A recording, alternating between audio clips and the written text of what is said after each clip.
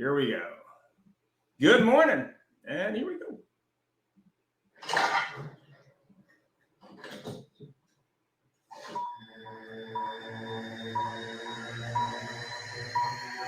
Ready, set, go.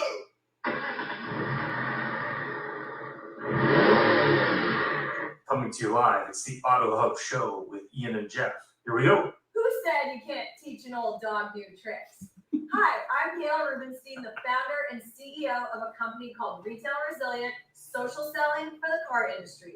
And we help auto dealers, auto agencies, and vendors in the auto industry sell more cars, service more cars, and make more money using our social selling strategy. That includes TikTok, Instagram, Facebook, LinkedIn, and anything else you can think of. So if you're looking to invest thousands and make millions, we're definitely the social selling company for you. Like I said, who said you can't teach an old dog new tricks?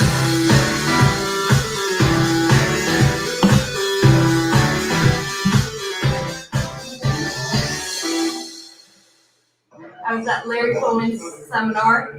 So happy I came, having such a good time. Thank you so much, Larry. One of the best trainers in this area for sure. I don't know about anywhere else, but as far as I know, he's the best. So, Told you, twice, take advantage. Thank you for having me here.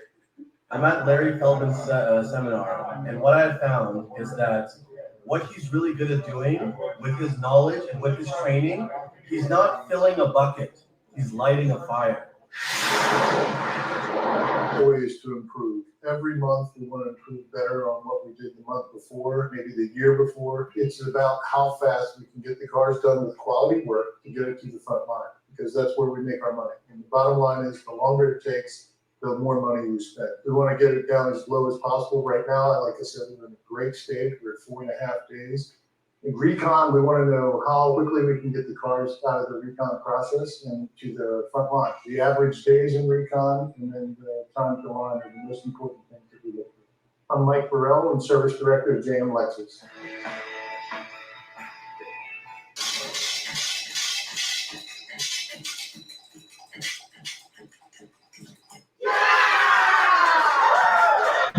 And good morning.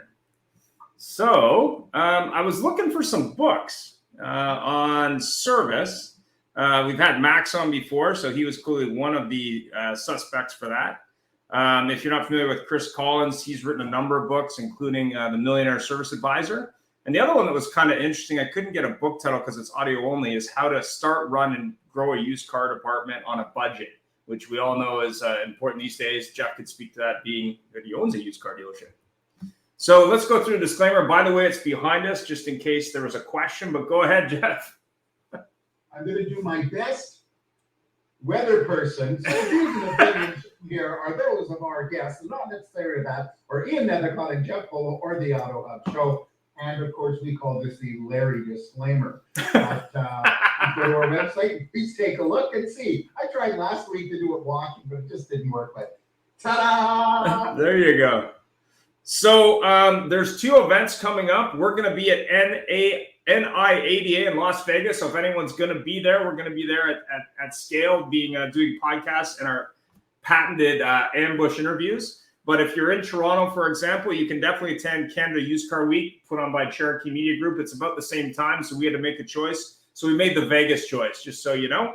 So those are the two events coming up. And if you're a diabetic, I'm going to be at the Pump Couture Show on the 9th of June, helping people with diabetes talk about wearables for young people. So if you're diabetic or have someone in your family, it's a great show. They do them all over Canada. We're talking about drive more service and parts revenue today. Unfortunately, some of our guests were too busy selling parts and service. So we have a number of our regulars on. So we'll open it up to the room to talk a little bit about parts and service.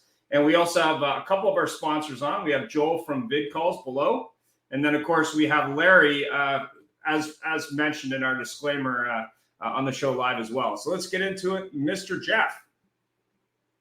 Yeah, well, good morning, everybody. I think what happened is I sent out the call flow, and these other people read the call flow. Like, oh my gosh, it's a problem. I better go get it handled. So actually, no, our best is Stephen Granger got a little bit sick, and hopefully he's better. And Steve's always a good guy there for us whenever we reach out to him. And of course, he loves to talk about fixed ops because recall rabbit's a big thing. And it's very funny how we take a look at the fact, and Peter, I believe you posted something this week just about service departments and how they're, I can't remember, was it the 6 on Monday, the 4 on, no, just kidding. Just about the fact how fixed ops and everything is kind of not viewed a little differently and always doesn't get all the glory. And I was going to put a question in there, which I didn't, which is it because your GMs and dealer principals came from variable ops, or who knows? But I didn't do that. But so I'm going to forego the introductions because I had everybody here. It is a free for all. Can't speak again today. Welcoming Tim. Good to see you again, Joel. Thanks for always being there. Full hat. And Joe Boris, who's on there, who I actually discovered the other day. I was trying to send out something. All of you should have received an invitation from us, by the way, for our giant 3rd anniversary video virtual party we're going to have coming up. And we can't believe it's 3 years. And actually, Ian, what'd you see? We have 380 episodes or something. If we it was actually kind of interesting. So I was looking at the amount of episodes. It's over 300. I think it's 305 officially. Now with audio, we got into audio later, so there's not as many. But the amount of hours of footage, if you average that over a roughly an hour show, is a lot. So it was a little bit mind-boggling to me just how much footage. But more importantly, as we come into our 3rd anniversary show, I'm going to hopefully put together a shortened reel for each year, best moments. And we are going to be selling and giving away, obviously, at the show, AutoHub show 3rd anniversary gear. We're just coming up with a new design, which we're working on. That's the prototype. And we're also going to be coming up with a hat design for people that are coming to NIADA. So obviously stop by for that. And these are not yet printed, so it's a mock-up, but we will have them done for the Vegas show. So we will be there live with these shirts in multiple sizes. In the words of one of our great inspirations, you get a shirt, you get a shirt. But they'll also be for sale on the site as well for people who can't make the show live in Vegas. And hats will most likely be black, just because we've done black and white in the past, and the whites are not a starter. Even women prefer the black for some reason, which is weird. But anyway, we tried the white thing. Nobody likes it, so they'll be black. And they will be different than the hat I'm wearing right now. It'll be a new design and celebrating our 3rd anniversary. And of course, there'll be some statistics on the shirt based on just the metrics that I have so far. So what was kind of interesting was just the amount of content, but more importantly, if you look at audio, and we got into audio, I think about a year into the show, the amount of downloads just keeps growing. And that's because audio is more listened to than video. People listen to more audio, including audiobooks are now something like 50% of book sales globally, which is kind of interesting. But go ahead, Mr. Jeff, or you want me to ask the first question? Oh, no, I want you, please.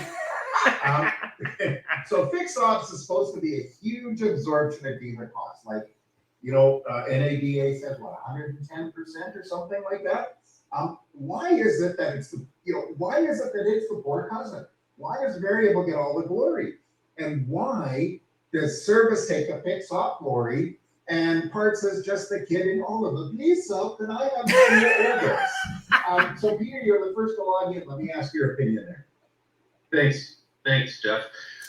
Basically, where I look at things, and I agree 100%, for some reason, it tailors back to fixed as being the ugly duckling and not the swan that they are. The reason, my opinion is that it's the chicken and egg theory. You can't sell parts and you can't sell service until the car rolls off the ground. Well, unfortunately, it's the fix that gets the retention. It's not the sales, because sales never retains the customer. They drop the ball. It's so often because the turnover in sales is so huge. The orphan customer rate is massive, and they drop the ball consistently, because what we do, we give the customer list to someone who has never sold cars to. That you're going to. I'm gonna give you 500 people to call. After the 25th customer, the guy gives up, and so it just perpetuates that those people don't get called.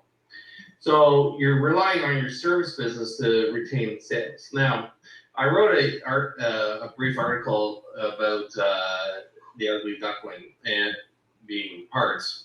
And a colleague of mine, Nathan Mirza, had a great comment. They're the punter of the football team. And they turn around and as the punter, you got to have one, but they're not your first pick in your draft.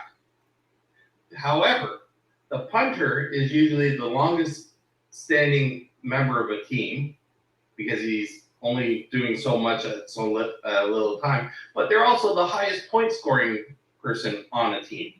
The place kicker. The place kicker. Yeah, it's the place kicker. Yeah.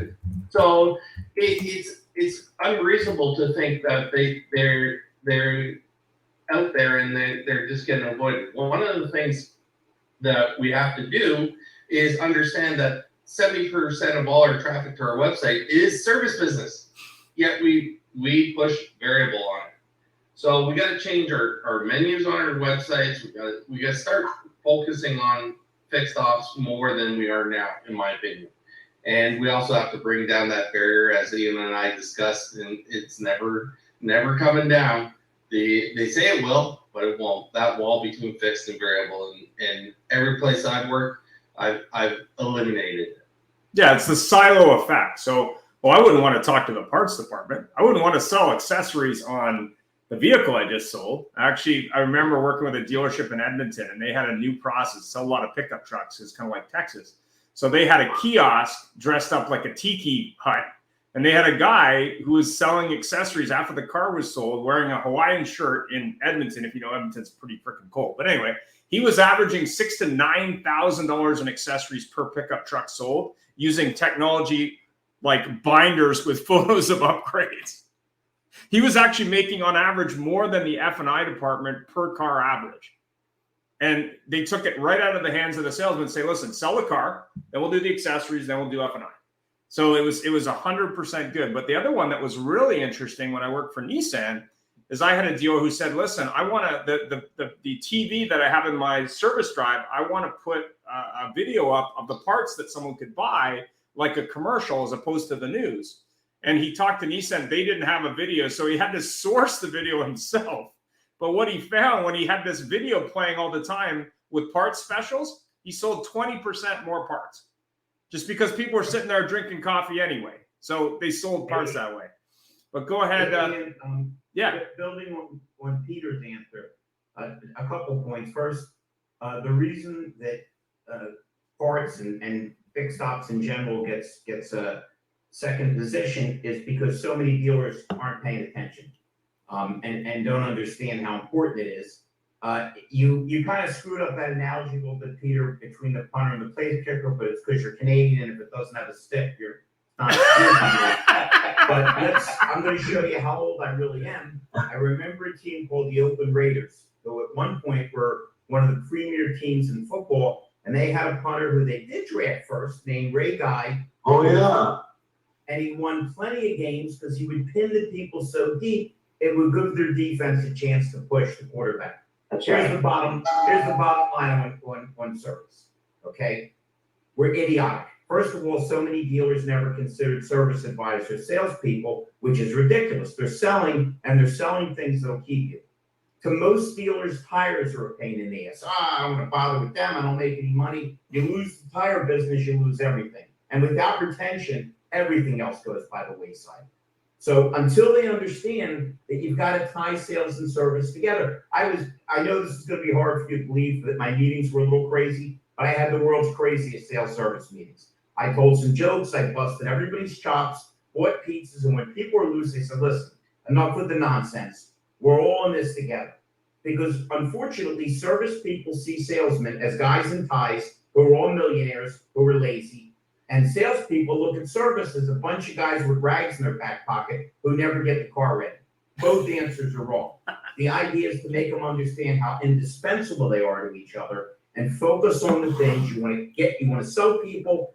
You want to make sure if your salesman doesn't do a service walk, he needs to get punched in the head. That's got to be integral. Here's the service people. They've got to. These are all the things they'll do for you. Look how nice they are. We got to get them into service. Service has to make it a world-class experience. We got to try to sell them everything we can. If it's a loss leader, it's fine. We don't want them going anywhere for oil changes. We don't want them going anywhere for tires. And that's it. And if it makes you feel any better, Peter, I can mess up hockey analogies later. I don't want you to feel bad. Larry, I just want to interject 1 second there. You are absolutely 100% right, and I agree with you on 99. Well, hold on. They might have a problem with the tape. Did you repeat that again? 100%. Now, every single person that is in that dealership is a revenue-generating employee. I don't care if it's the reception, the sales advisor, the F&I, the salesman. Every single person is a revenue-generating employee. Even an accountant upstairs is a revenue-generating employee because they're there to find out where the money is going and how to receive it better. Now, wait a minute, Peter. You're 100% right. But what you're saying is, in most cases, is theoretical.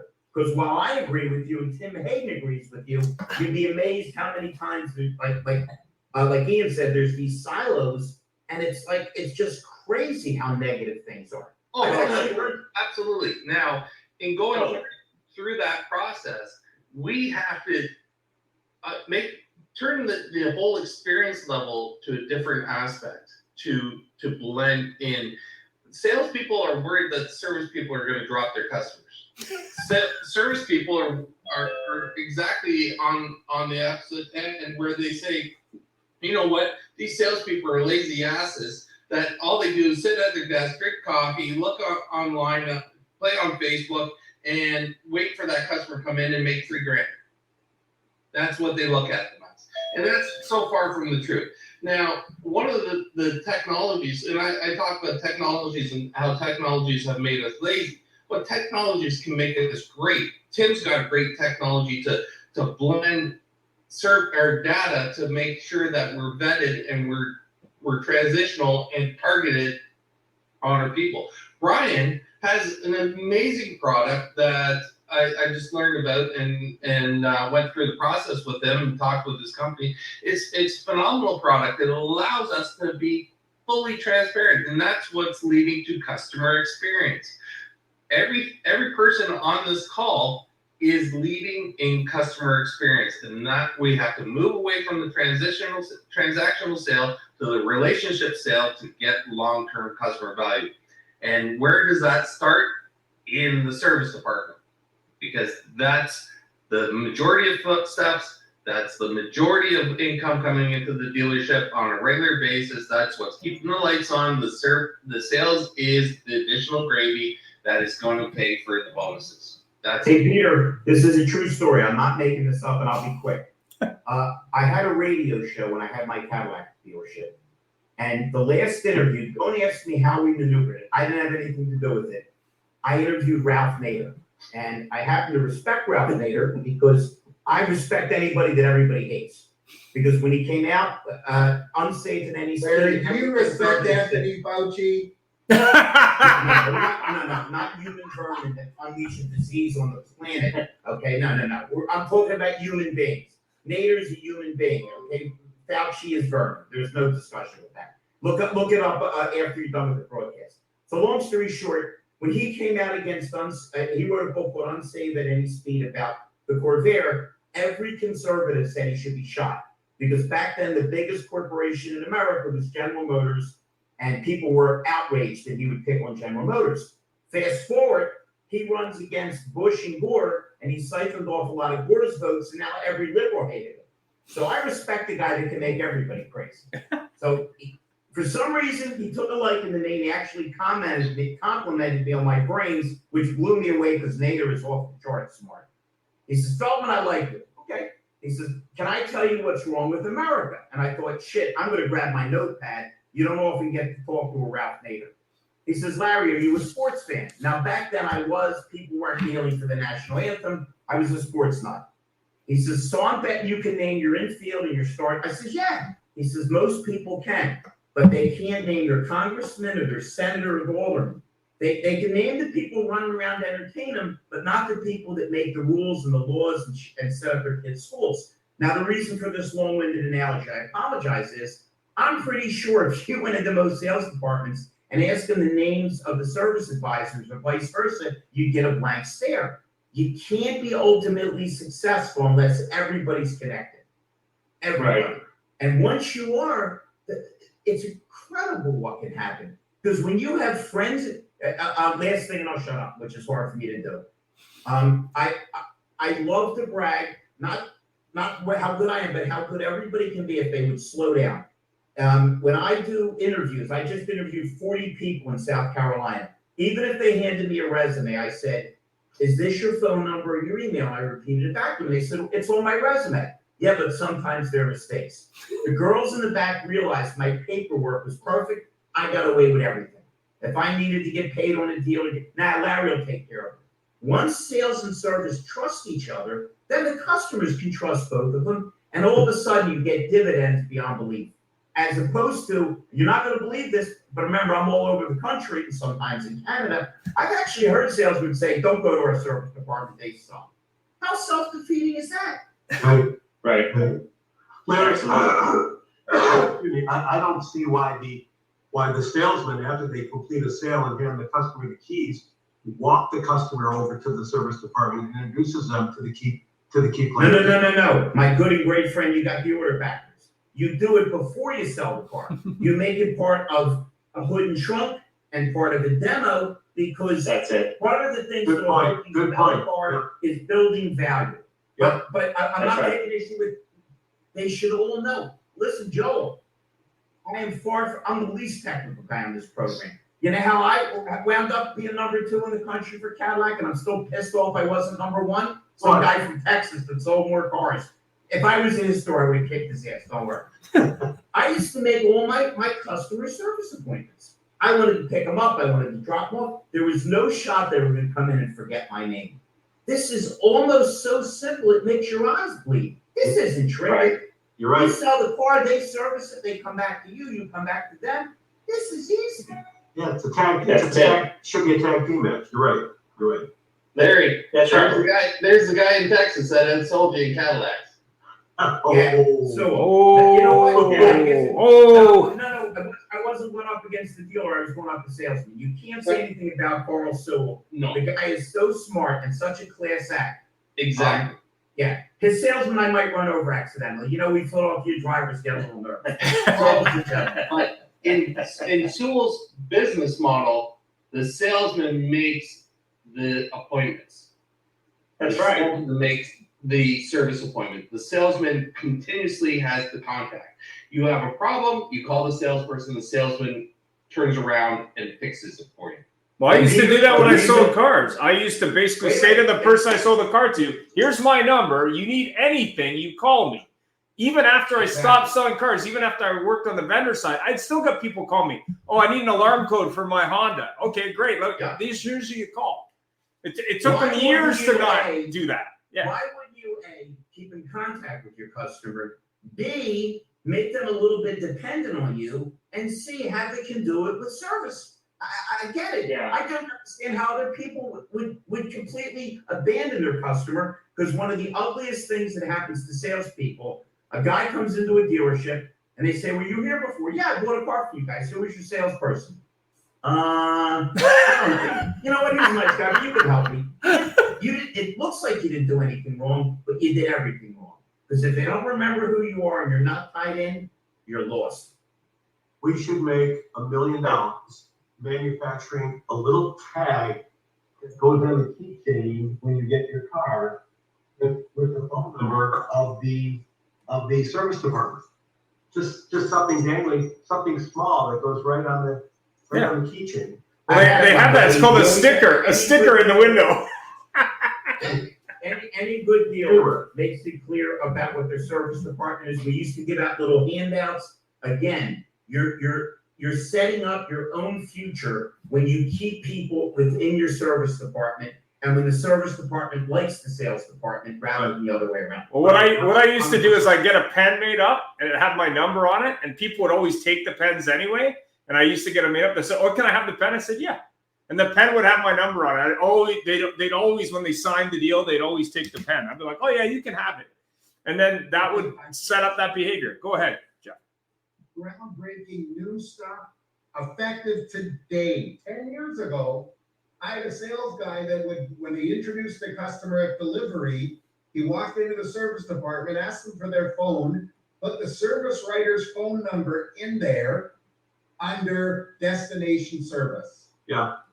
Can you imagine, like, groundbreaking Smart. Smart. Well, we used to have in our department, we used to have these paper cutouts. So when the service was closed and you sold the car at night, you'd have a paper cutout of the service writer, and then you had like a card that they could take. So, okay, here's Bob. He's not here right now, but this is what he looks like.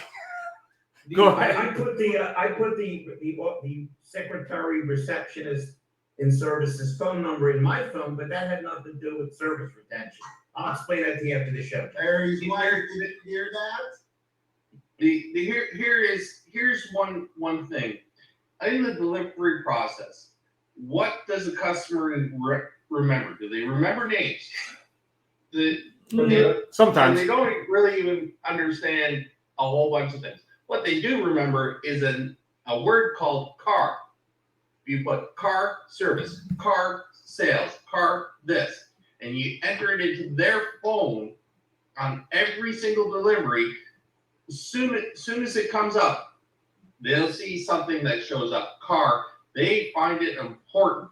They will answer it. They will text back. They will do everything. This is the little keys and the steps of the sale that we're not doing. And the steps of the sale is sale. It's service sale.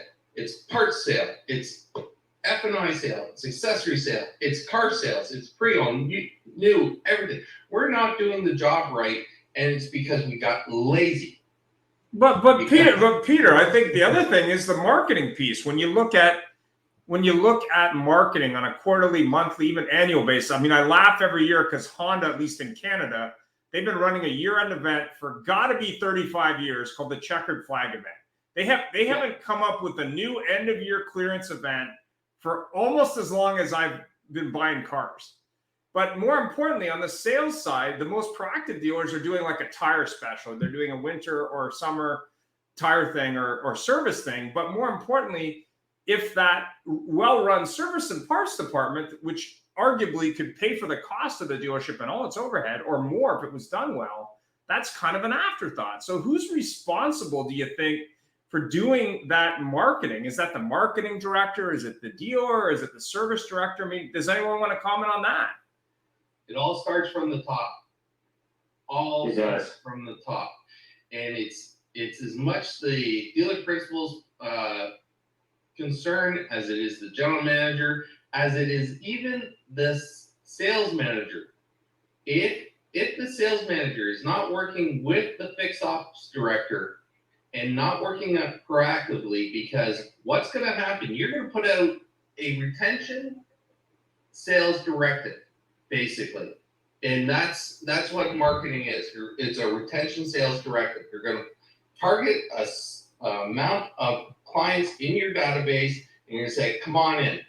Of that, the sales manager is going to sit there and hope to get 20% of that back to them, and 80% goes to fix.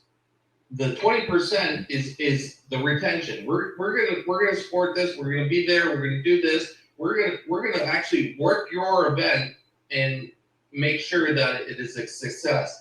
If everyone's not looking at it on a top-down basis, then they are horrifically mismanaged. Well, because if you have these private sales events, I mean, why wouldn't a service department have, I don't know, a parts special event or a customer service centric get ready for summer event or something? I mean, I'm looking for examples of maybe dealers that do it better than the average. Maybe someone can talk to that. Go ahead. How about a garage sale? How about a garage sale of overaged parts? And bringing all your people in and saying, hey, you know what? We're going to push this out on every media out there and say we have overaged parts, rather than going to eBay or any other way of getting rid of your overaged parts, or dropping them into your wholesale cars to build the technicians' hours up. Forget it. Like, there's all kinds of ways. Well, this is where if you had, at the end of the day, everything we're talking about here is the total blind side to customer lifetime value that dealers have. I mean, you bring out Carl Sewell as an example, and Larry speaks up about his 3x5 note cards. Those are the guys that understood what it was about to have a relationship with somebody and to be able to build that relationship over time. And if you do that right, for what you just said, I should be able to have, and I have the ability to do that with technology today, to know that somebody's driving a 2005 F-150, and I only have X, Y, and Z part SKUs left for that particular model. I should be able to reach out to them, and I should be able to just go right to them from a service standpoint and do that. But where I'm going with the lifetime value side of things is the dealer principal's missing the whole opportunity there to be able to combine the two, to understand that the value of a customer is what you guys have been harping on for 17 minutes now. It is almost solely built when they drive off the lot by the service department and by the parts department. You've got to combine the two. You've got to combine the two. Well, I think Joe had an idea there too, Jeff, after you're done. Yeah, go ahead. Yeah, I want to take it from there. Here's an interesting story. Of everybody here who has an Apple phone, put your hand up. Okay. Of everybody here, the largest mall near you, what is in the largest mall? An Apple store. Have you ever gone into an Apple store for service? No. Yes. Yes. That is the number one thing. I went from an Apple to a Google. The phones are the same. Don't give me this crap that it operates on a higher algorithms and all this garbage. I went to a Google phone. I love the phone. What I miss is being able to walk in and see a nice person in a nice little color-coded shirt saying, oh, no problem, we'll fix it. Apple has never, ever, to my understanding, marketed the Apple Store. Nope. You go buy your phone from T-Mobile, from Rogers in Canada, from whomever, but you go to the Apple Store for service. Why can't we get you to go to the Dodge store, the Mercedes store for that, instead of we wait until the car dies? That's where Brian's service comes out in play. Yeah. Brian, you had a comment on that, or Joe, you had a comment? I know Joe had some thoughts there. Oh, I've always got thoughts, especially when you start talking about Apple Store. It's the most profitable location outside of Tiffany in the world. Yet they don't even focus sales there. Their entire approach is the Apple. It's the Apple approach, probe, provide, listen, and end. And the end is only just to be able to build the Apple brand. They don't care where you buy it. They're there to build the experience, to deliver that moment. And that's really what it's about. And you're 100% right. And I could go on. I've been involved in organizational development and talent development for many years. And I think that's actually where are the core of where we're getting wrong in the automotive service side of things is who we hire. Are we hiring Apple Store employees? Are we hiring the type of people that work at Apple Store? Are we hiring people that would work in Starbucks? Are we hiring people that would work in a Nordstrom and a Ritz-Carlton and places like that understand their first job is service, to provide service and to provide experience, and that ultimately experience is what sells, right? We're not really, I just think we miss a lot. As Peter talks about, I mean, that's what my focus has always been around, is providing, culture and tools and things of that nature. And I think what we do at Repair Pal is starting to kind of address some of that, providing a great experience, providing transparency, and more about transparency. It's actually more about trust. One of the things we know we have to overcome in our space is trust with consumers. Consumers have believed for 40 years that dealers are more expensive than their third-party parts, and it's just not factually true, not anymore. And that's what Repair Pal does. It's a tool to ultimately help bridge that gap of trust, a third-party provider, third-party tool to be able to get information to show that a dealer is ultimately trustworthy, delivers a great experience, actually a better experience, but also a trustworthy experience and one that they're not gonna be overcharged. So there's so many things to go into. I mean, I appreciate the opportunity to speak and be here and talk to you guys. Like I said, my passion is more around the people side of what we do and providing the right organizational systems and inspiration and empower who we hire, how we empower and inspire once they're in the seat, because we do a great job of that. I don't think we have great systems that create belief in our service advisors that what they are doing is ultimately providing belief that they're providing a great service at a great value, for their customers. I think if they believe that wholeheartedly, they believe what they really believe, a lot of things we're talking about would be a whole lot easier to achieve.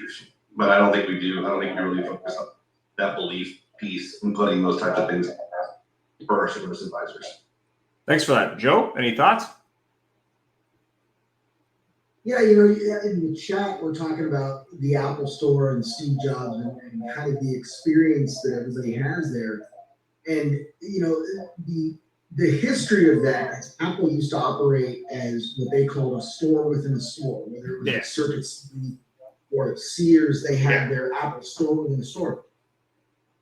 And what they found there was that people didn't buy into it, and the customers didn't buy into it, the employees didn't buy into it.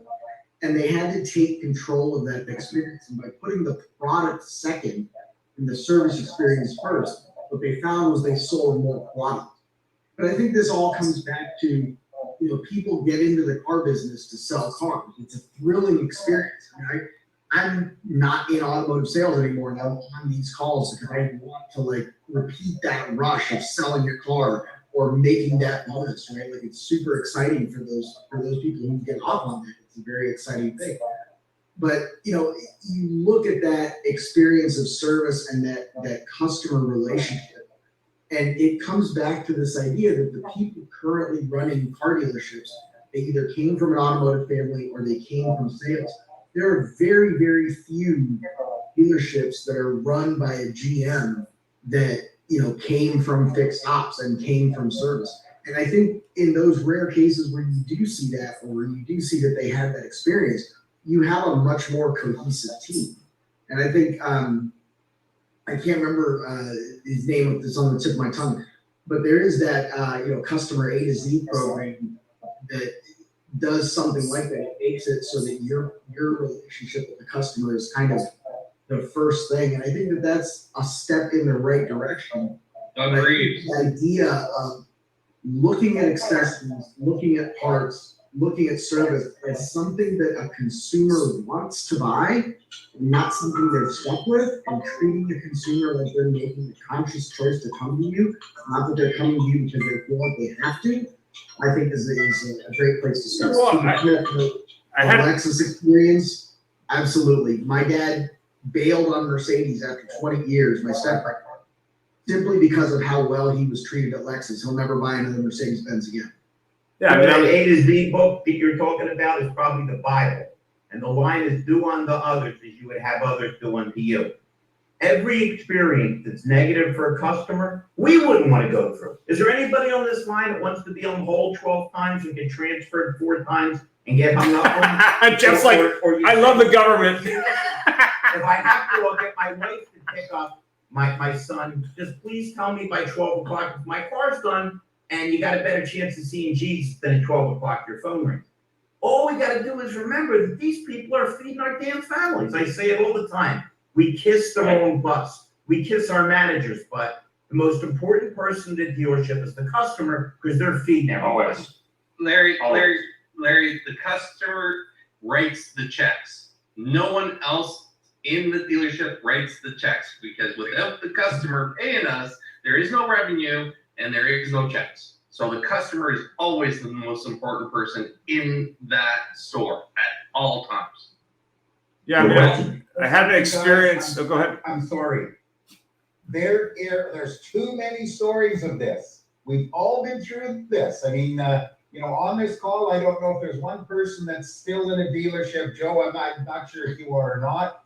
but we see this from the outside. I went through this a year ago in my car, where it was a horrible experience. No point saying it because we've all been through it.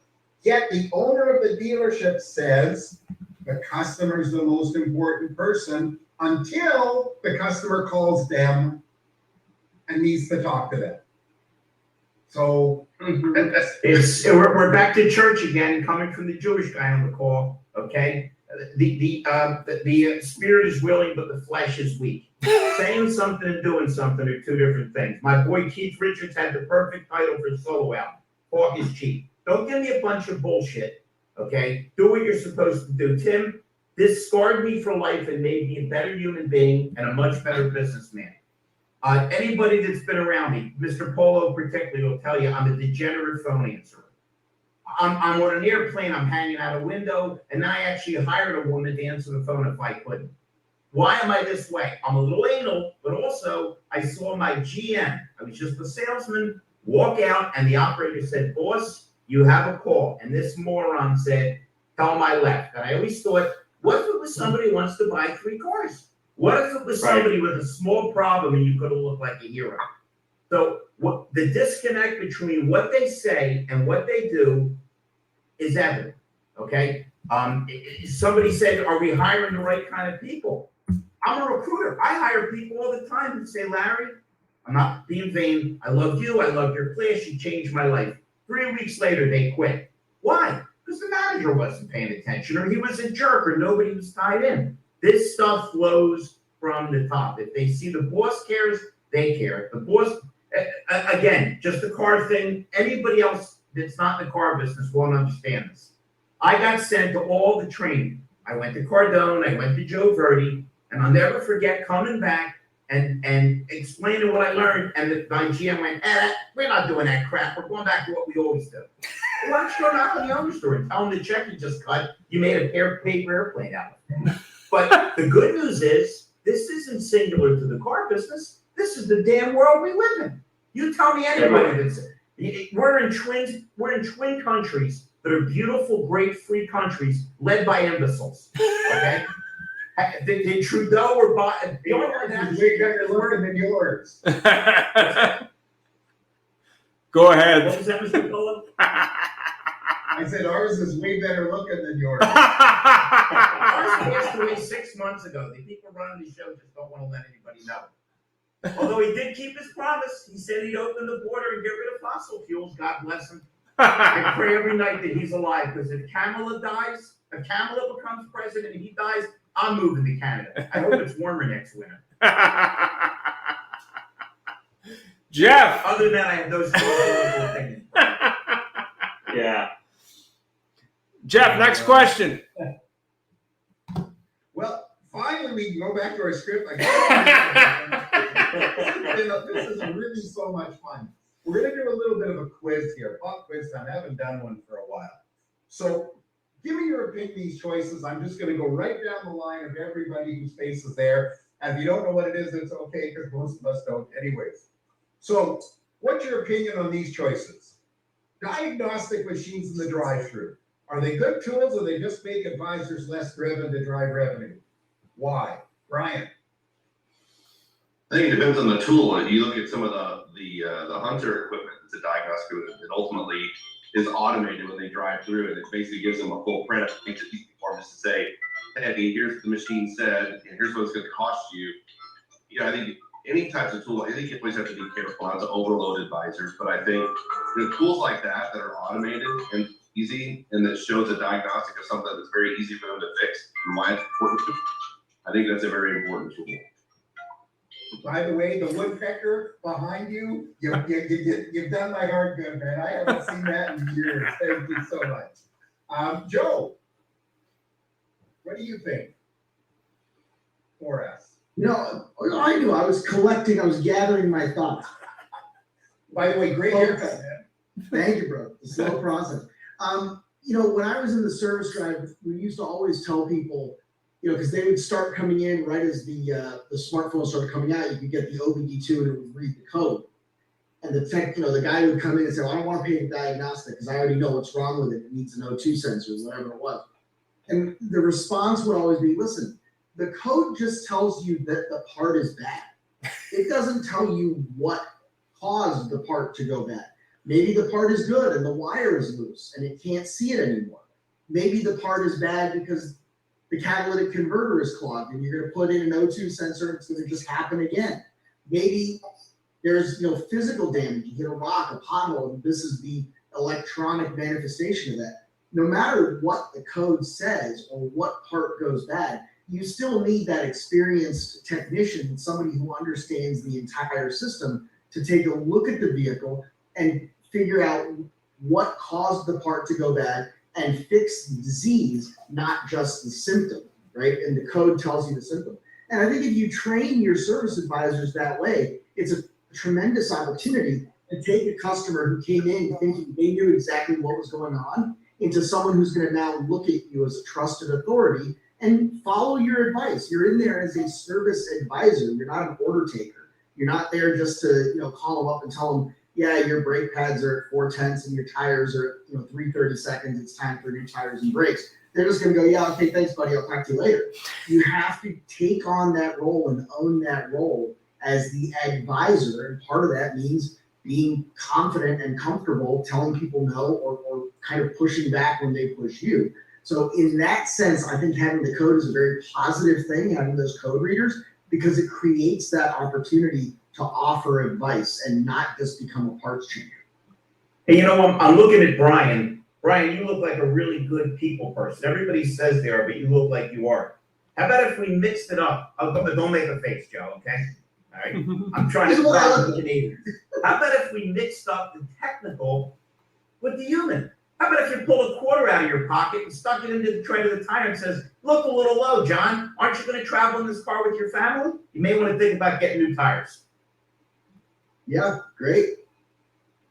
How many service advisors are still walking around the car with the customer instead of just trusting the cameras to do it or walking around it? No. You don't understand. In America, they're allergic to walk-arounds. Then they go back to, I don't want to do that. I might find something needs fixing and make more money and be in a higher tax bracket. They're allergic.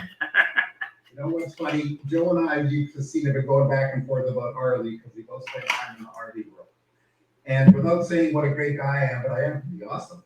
When I took over a Harley store, the first thing I did was tell advisors you got to do a walk around.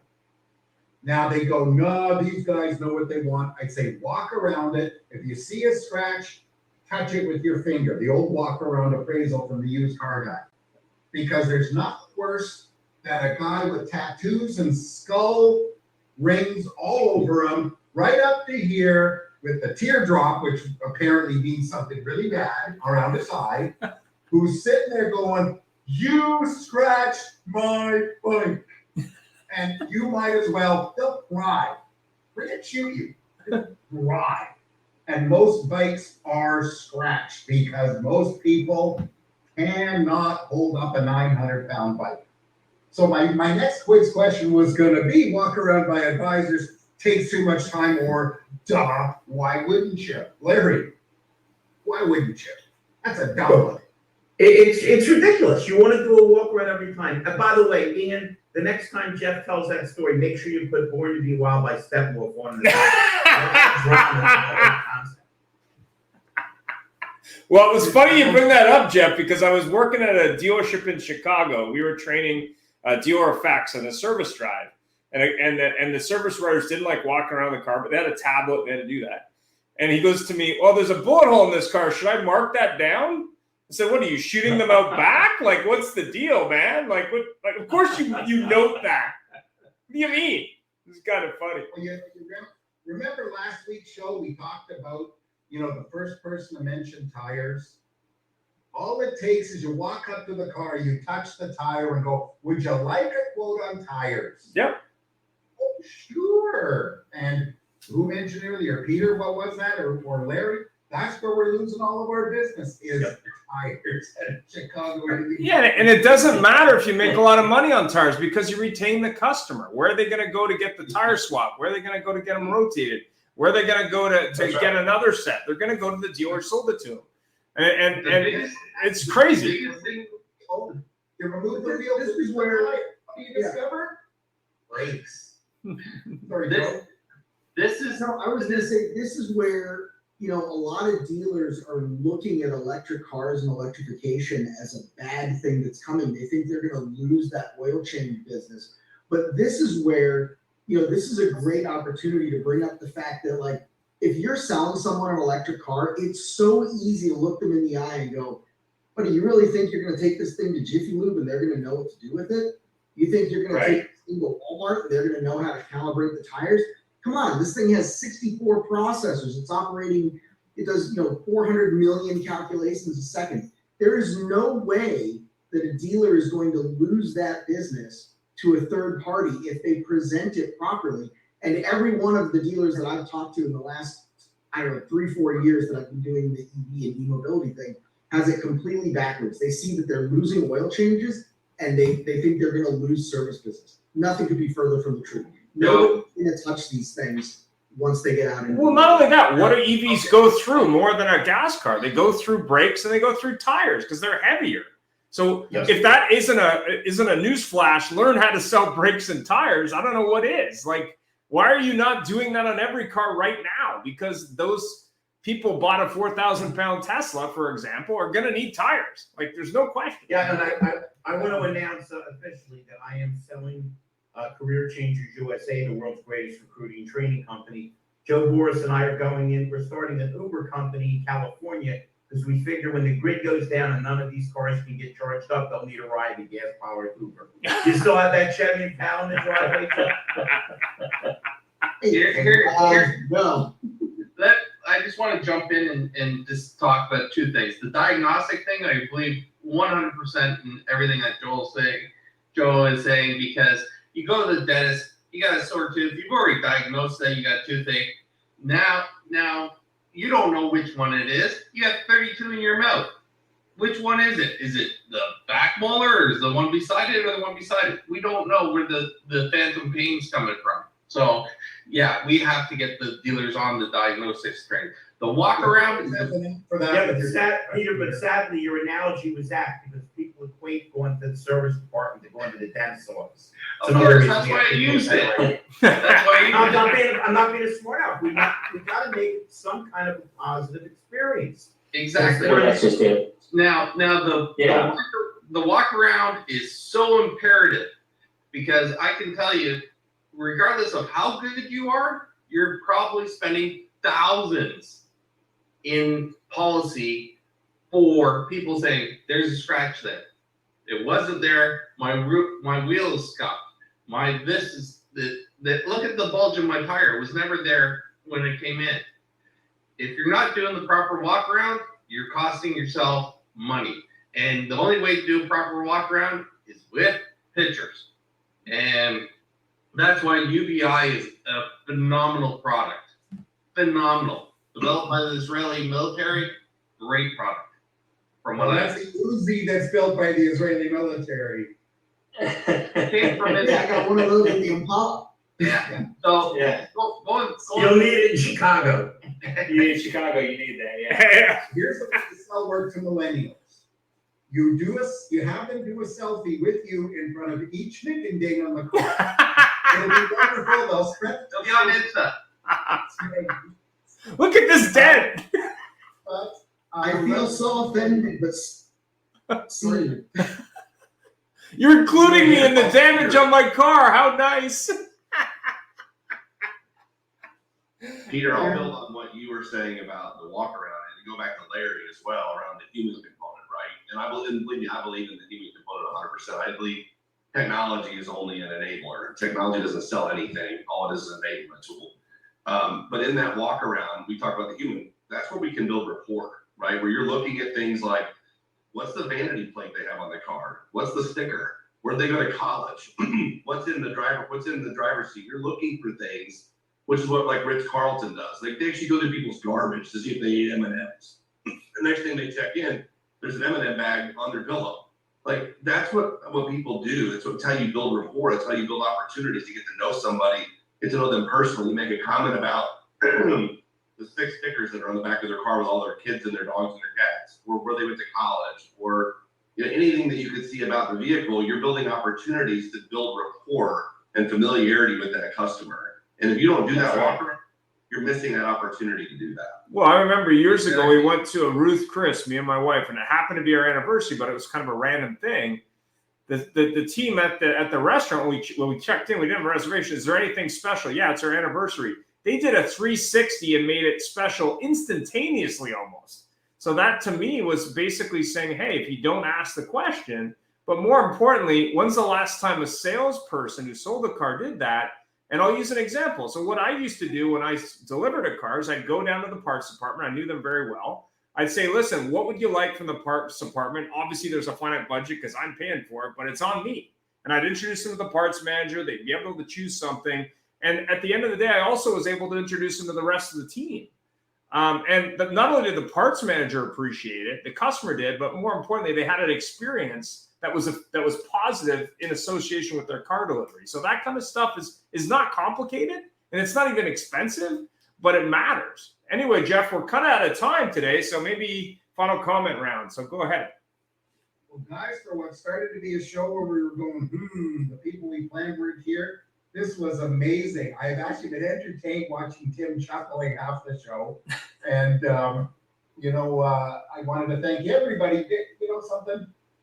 Thank you so much for supporting us, because you know something, Peter, Larry, of course, Tim and Guy, Joe, you're there all the time. Brian, it's so great to have you here. And Joel, wherever you are, because you don't show up in front of me, thank you for being here. It's been fun. I had more fun on this show than I can believe. And when you get Ian and I have not talked very much. So they're wild guys. Wild guys have fun. And I forgot Don. Thank you very much. I have to hop into a car and drive for an hour out to the sticks. So I wish you good health and a great weekend, and we'll see y'all in Las Vegas. Any final thoughts from anybody? Any parting thoughts? It's always a pleasure being on the show, sharing opinions and collaborating with other industry experts, as we always do every week. And I find it a true privilege, and I would like to express my gratitude for myself and all the others on the show. Same to us. Anyone else? And I'll leave it with this. Let's Well make done, sure well we done. continue to teach people to have an attitude of gratitude. If they're glad to see their customers, and they're glad to have a job, and they're glad they're breathing, everything will work better, including service. Saddle up. All right. Saddle up. Peace out. Have a great week. Thanks for coming. Happy trails to you until we meet again. Oh la. What?